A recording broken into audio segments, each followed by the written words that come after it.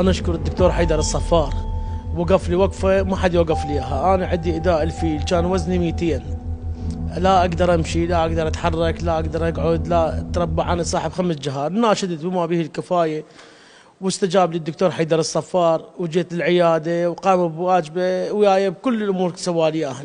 كانت رجلي حصر علي ألبس بنطلون، لو ألبس لي بيجامة، لو ألبس لي جوارب برجلي.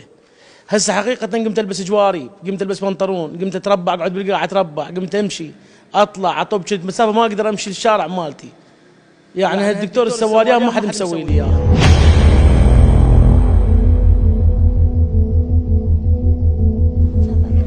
هذا أبسط شيء نقدر نقدمه إليك. شكرا كثير. بالتوفيق يا رب. شكرا حبيبي، شكرا. وأكيد ما ننسى سعد. فيكم البركة إن شاء الله. شكرا لكم.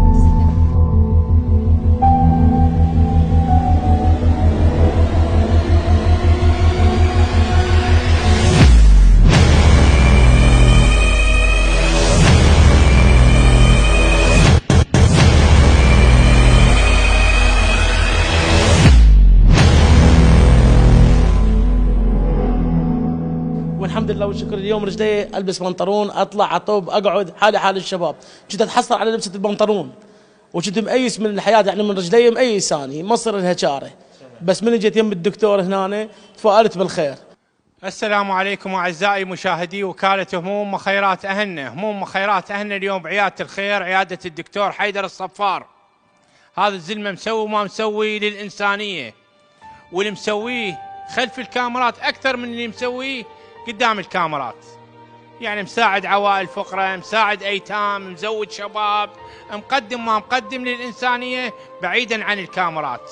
ونوبات نقول دكتور الاعلام يريد، واحنا هم نريد نسلط الضوء على الناس اللي جاي تعالجهم. اجانا هذا الرجال خطيه بالضيم حاله من منطقه المحموديه، وقال ادخلكم وادخيل الله، وصل صوتي للناس اهل الخير للاطباء. شفت الحاله مالته، تاثرت الى درجه وديته لهذا الرجال ورا 5 دقائق دز مسج قال الحج يجي بخير ويتدلل. حياك الله جناب الدكتور. خليك سادة. دائما نقول ونعرف انه اللي يزرع يحصد. اليوم انت زرعت، مو اليوم وبارحه، صار لك سنوات تزرع، واليوم الدليل الحصاد. هو الحمد لله والشكر، بس ما سوينا شيء يعني يستوجب، يعني حالة سهلة ان شاء الله. كانت الصعوبة انه بالتشخيص والاجراءات انه شو نسوي، بس كشيء يعني الحمد لله ما كلفنا شيء. ولد شاب واخونا ويتدلل يعني. كنت تتوقع انه اليوم يجونك ناس اهل خير وهذا رمضان الخير والعطاء ويشكرون من عندك وجايين يبيضون وجههم بشوفتك؟ لا والله على راسي، اتشرف بهم. انا تفاجأت الصراحة. يعني هو ست ملاك خبرتنا قبل يومين دكتور نريد نزورك. يابا اهلا وسهلا، بس عيادتي ازدحام مرضى يمنى يسرى، فصار الاتفاق بعد الفطور. سبحان الله انت همين صرت على نفس الزيارة، وحاليا هذا الجمع الحلو جدا، مسرورين يعني بهاي الجلسة. اكيد شهر رمضان وشهر الخير يعني، والغرض من التجمع هو موضوع خير. يعني شاب تشافى ان شاء الله 80-90%، وفي طريقه الى ان يكون 100%. اكيد الدنيا بعدها بخير. على راسي على راسي. طبعا حياك الله ست. حياك الله. أنا أشكرك وأشكر الشباب والأخوة اللي إجوا وياك، لأن موقفكم مشرف، لأن تشجعون للإنسانية. اليوم الدكتور قدم للإنسانية، واليوم إجيتوا تشجعونه أن يكمل مسيرته. شنو اللي جيتك اليوم الدافع من عنده؟ طبعا أول شيء الشكر الموصول إلك لأن عرفتنا على الدكتور حيدر الصفار، والشكر أيضا إلك لأن عالجت هيك شاب وبعد طموحه، وأكيد بعد عائلة براسه أيضا.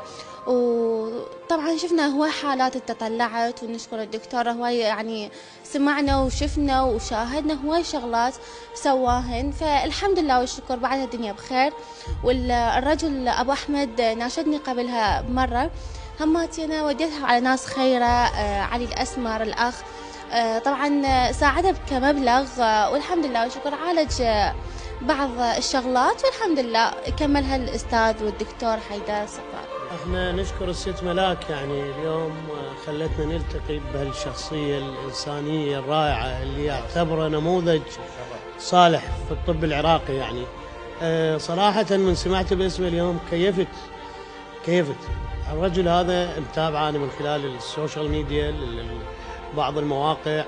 يعني اليوم احنا نقول العراق بعده بخير. أعزائي المشاهدين يعني واحد يحتار شي يقول بعد ما سمعنا الكلام والدمع على عين الأخ غضبان ورجعات الدكتور للحياة ورجعه يمارس حياته، وشفت اللهفة والفرحة اللي رسمها على وجه الأخ غضبان.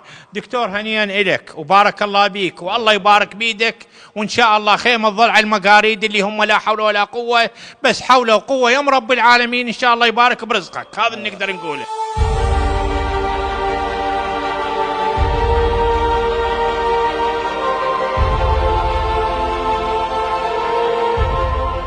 دكتور اليوم رايك بالتكريم؟